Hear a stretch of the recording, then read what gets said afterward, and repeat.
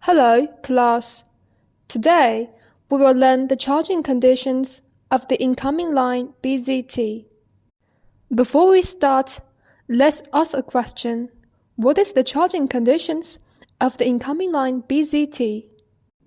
Charging conditions of the incoming line BZT means that to meet these conditions, the incoming line BZT is equipped with the conditions of operation, and vice versa if these conditions are not available.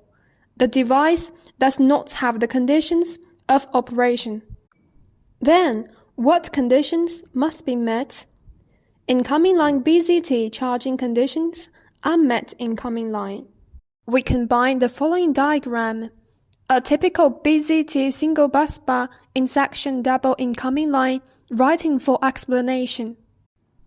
In the previous course, we learned that the BZT collects some quantities. And what are those quantities? Firstly, the voltage on the 1 and 2 buses. Secondly, the position of the 3 circuit breakers, that is, 1dL, 2dL, 3dL, the position of the 3 circuit breakers, but also the voltage of the incoming line 1, UX1, and the voltage of the incoming line 2, UX2. Let's look at the charging conditions. The charging conditions here are related to the specific model of the BZT, but from a general point of view, the 6 charging conditions of the incoming line BZT should be a basic condition that each BZT has. The first condition is that there is voltage in all 3 phases of bus 1, and all 3 phase voltage of bus 1 are normal. That is, the UA1, UB1, UC1 we collected from the voltage transformer connected to the 1 bus are all normal.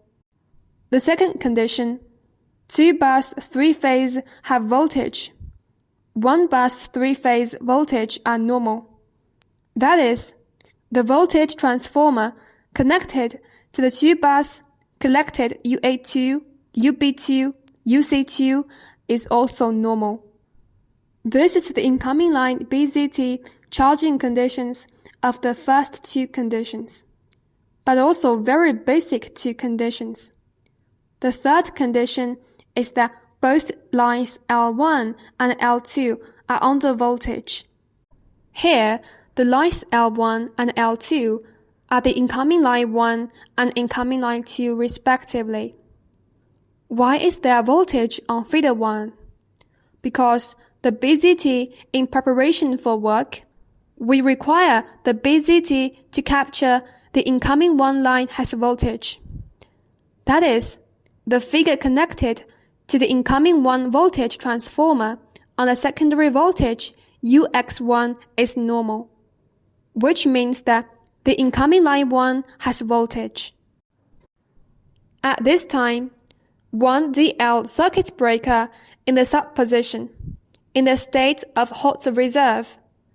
That is, it can be transferred from hot standby state to operation state at any time.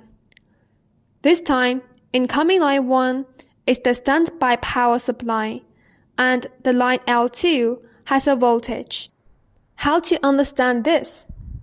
According to this figure, at this time, 2dL and 3dL circuit breakers are in the combined position, and the load on bus 1 and bus 2 are powered by the incoming line 2. So, the incoming line 2 is bound to have voltage BZT to capture the voltage of UX2 on the incoming line 2, which is a normal voltage. Voltage conditions, that is, the first 3 items. Now, let's record it. There's voltage on both 1 and 2 buses. And secondly, there's voltage on incoming line 1 and incoming line 2. Next, we look at the circuit breaker position conditions. Under normal conditions, 1dL is in a subposition in the hot reserve condition. That is, with the condition of being put into operation at any time when the incoming line 1 is a standby power supply. The fifth condition is that 2dL and 3dL are in a closed position. This means that at this time, incoming line 2 goes through 2dL and 3dL and carries the loads on bus 1 and bus 2 to operate. Once the fault occurs in incoming line 2, the protective device acts to trip the 2dL circuit breaker, and then the BZT acts to close to the 1dL circuit breaker, at which time the incoming line 1 carries the loads on the 1 and 2 buses to operate. Therefore, under normal circumstances, the circuit breaker status is 1dL in the subposition, 2dL and 3dL in the closed position. The sixth condition is the BZT pressure plate input. This pressure plate, including the screen cabinet on the hot pressure plate and the device in the soft pressure plate. That is to say, only the BZT soft pressure plate and hot pressure plate are put into at the same time. Then, the BZT is put into operation. On the other hand, if one of the pressure plates of BZT is out, then BZT will be out of operation. In general, these 6 conditions to be satisfied at the same time, incoming line BZT charging conditions are met. So, it means that the BZT is in preparation for work. If once incoming line 2 has a fault, the protection device trips the 2dL circuit breaker, and then the incoming line BZT acts to close the 1dL circuit breaker, and the incoming line 1 will take the whole load to operate, completing the whole operation process of the incoming line BZT. And vice versa, the incoming line 1 will take the loads on the 1 bus and the 2 bus to operate, and the incoming line 2 is in the hot reserve at this time. Actually, almost the same voltage as the above 6 conditions. That is, there is voltage on both 1 and 2 buses, and both incoming line 1 and incoming line 2 on the line have voltage. Just the circuit breaker position is different. Under normal circumstances, the incoming line 1 to take the whole load to operate. Once the incoming line 1 faults, the incoming line 2 to take the whole load to operate.